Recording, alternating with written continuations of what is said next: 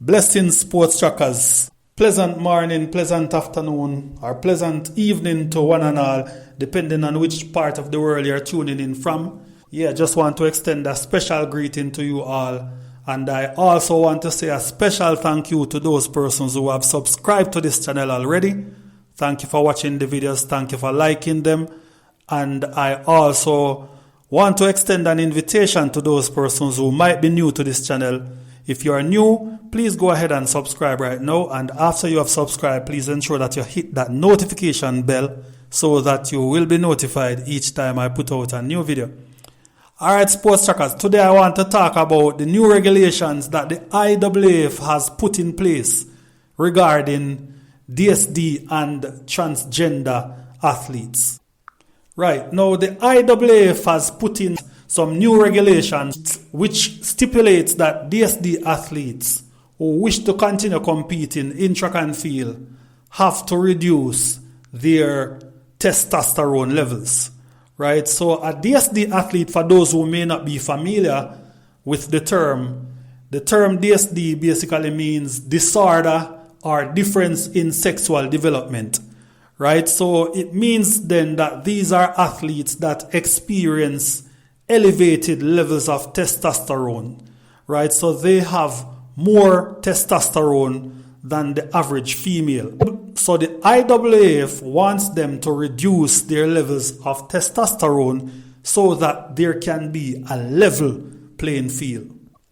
Right, so sports trackers, I have several issues with these new regulations, right? And I'm just going to start off by talking about where this thing actually started. Right now in 2019, right, if we should go back to 2019, the IAAF came up with some form of a regulation which restricted DSD athletes from competing in middle distance races, right? And I'm going to be more specific. They restricted them from competing in the 400, the 800 and the 1500 meters. Right, because at that time, the IAAF claimed that DSD athletes would be benefiting from an unfair advantage due to their elevated levels of testosterone. Right, so they allowed them to compete in the 100 meter and the 200 meters because at that time, the IAAF claimed that they did not stand to benefit from their increased levels of testosterone in the 100 meters and the 200 meters, right? But they saw where they would be gaining an unfair advantage if they should allow them to compete in the 400, the 800 and the 1500 meters. So they basically restricted them from competing in these events, right? If you remember clearly, athletes like Casta Semenya and Francine Niyonsaba, they were affected by this rule more than anyone else because those are the events that they competed in, the 800 meter in particular. Right? Now, an athlete like Christine Mboma and Beatrice Masilinga, both Namibians, these athletes decided that they were going to run the 100 and the 200 since they were allowed to run these events. Right? Now, in the 2020 Olympics, Christine Mboma placed second in that Olympic final. Beatrice Masilinga also made the final and she placed sixth, right? So both Namibians, both DSD athletes, they were able to run the 100 and the 200 and they achieved success in the 200 meter because both of them made the final. And Christine Mboma actually placed second in the final. Right, winning a silver medal for her country. The IAAF has come up with yet another rule to say that, okay, we made a mistake by allowing you ladies to compete in the 100 and the 200 meter. So we have gone back to the drawing board and we have now decided that you have to reduce your levels of testosterone if you wish to compete. Now, sports trackers, I don't know about you, but this don't look good to me, right? Because I believe that the IAAF is more reactive rather than proactive, right? Because if you want to put in new legislation, I think you need to sit with all the stakeholders, examine all the possible factors, and come up with your legislation before, rather than to look on the athletes' performance and their progress and decide that, okay, they are making too much progress. We have to come up with some form of a restriction. We have to restrict them, because that in itself can amount to discrimination, right? So I would prefer if the IAAF would have come up with these restrictions before the athletes would have performed, right? But it can't be that you're going to restrict them from competing in the 800 and the 1500 and the 400. And then when they go down to the 100 and the 200 and achieve some level of success, you're going to say, okay, let us go back to the drawing board. We have to do something else to restrict them. Because what is going to happen then, if you ask them to reduce their levels of testosterone, and after doing that, they still achieve some level of success, are you then going to go back to the drawing board and come up with another restriction? Right?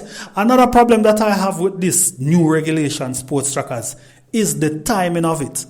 Right? Because they have given the athletes that compete in the 100 and the 200, they have given them 6 months to suppress their levels of testosterone. Right?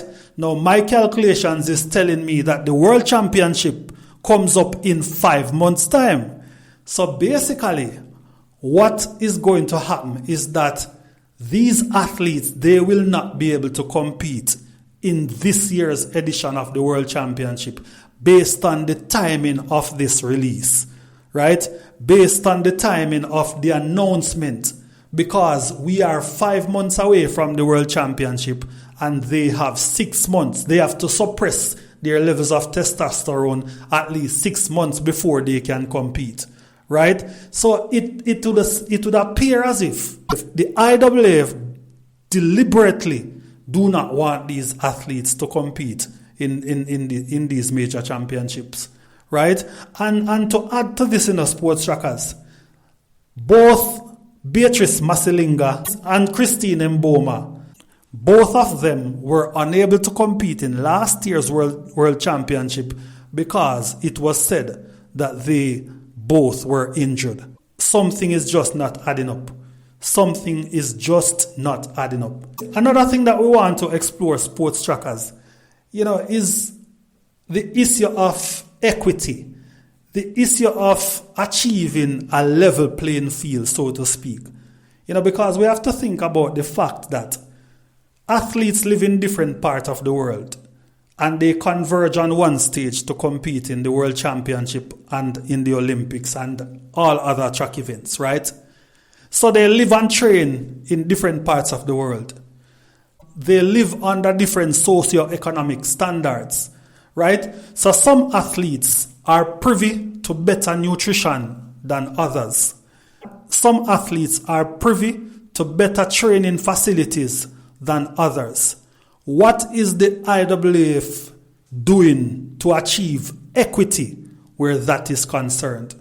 Sports trackers, my personal belief is that it is very difficult to try and achieve what we refer to as equity or a level playing field in sports. So I don't think that the IAAF should be asking these athletes, these DSD athletes, to make alterations to their bodies in order to compete. That is my take.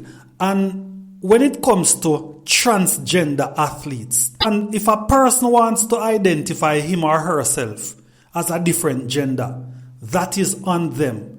But we know who they are. We know who is a male and we know who is a female. And they should compete according to their natural genders. I just think that is a non-issue. There's no long discussions around that one. We don't really need to spend much time debating transgender athletes and whatever. Male compete as male, female compete as female, and that's it. But when it comes to DSD athletes, I don't think the IAAF should be raising the bar and hope that these DSD athletes are unable to jump over it. You know, when you raise the bar in high jump, you raise it so that the athlete can achieve a higher mark and hopefully attain a record. But as it relates to the DSD athletes, it is as if the IAAF keeps raising the bar and hope that they are unable to jump over the higher mark. You know, so that is my take on the whole situation, Sports Trackers. Please leave a comment in the comment section and let me know what you think. Blessings.